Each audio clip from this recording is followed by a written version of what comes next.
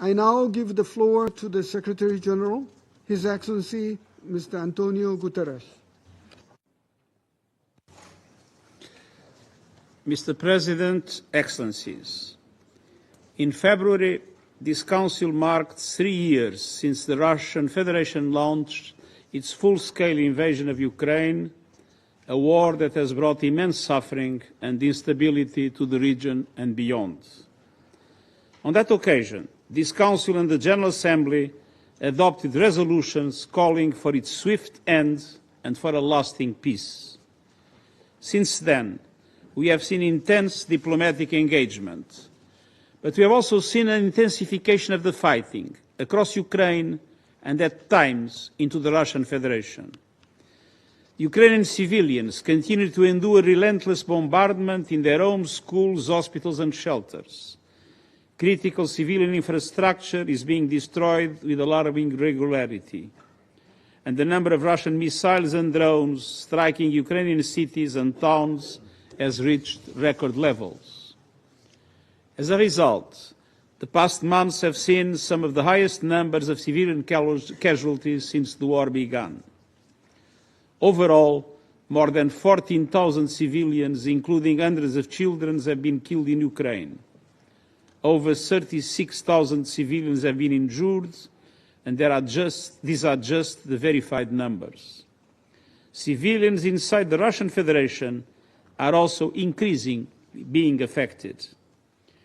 Let me be clear, attacks against civilians and civilian infrastructure are prohibited under international law. They must stop now.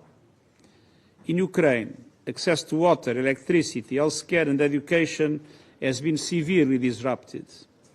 Massive strikes on energy infrastructure threaten to plunge millions into darkness and cold as they face a forced winter at war. The threat to nuclear sites remains deeply concerning, particularly at the Zaporizhzhia nuclear power plant. All parties must uphold their responsibilities under international law to protect their safety and security.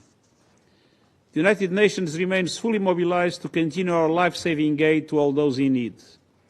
I call on donors to scale up their contributions to the humanitarian response plan for those affected by the war inside Ukraine and across the region. And I urge all parties to ensure safe, unimpeded humanitarian access to reach the most vulnerable wherever they are.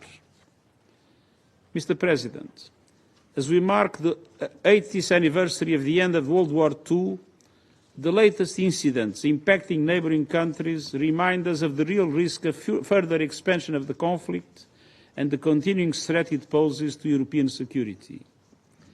3.5 years into this war, our position remains clear, principled and consistent: to respect and protect civilians, to mitigate the regional and global impact of the conflict, and to uphold the UN Charter. Recent high-level diplomatic efforts deserve recognition. I commend the dedication and political will demonstrated by the United States and others seeking to enable diplomatic solutions. I also welcome the direct talks between Ukrainian and Russian delegations in Istanbul, which have led to the return of hundreds of prisoners of war. They have also helped open channels to address other urgent humanitarian concerns, including the fate of detained Ukrainian civilians and abducted children. But progress on a much-needed ceasefire and a lasting peaceful settlement remains painfully slow.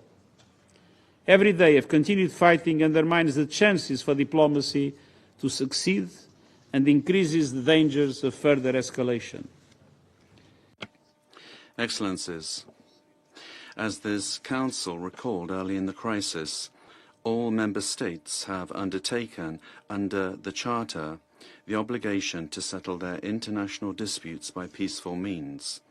We cannot afford to lose the current diplomatic momentum, as fragile as it might be. The longer this war continues, the more devastating its consequences for everyone. I therefore reiterate my appeal for a full, comprehensive and sustainable ceasefire, a ceasefire that paves the way for a just, comprehensive and lasting peace, a peace that is in line with the United Nations Charter, international law, and relevant UN resolutions.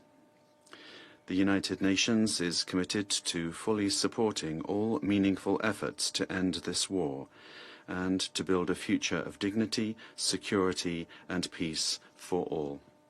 Thank you.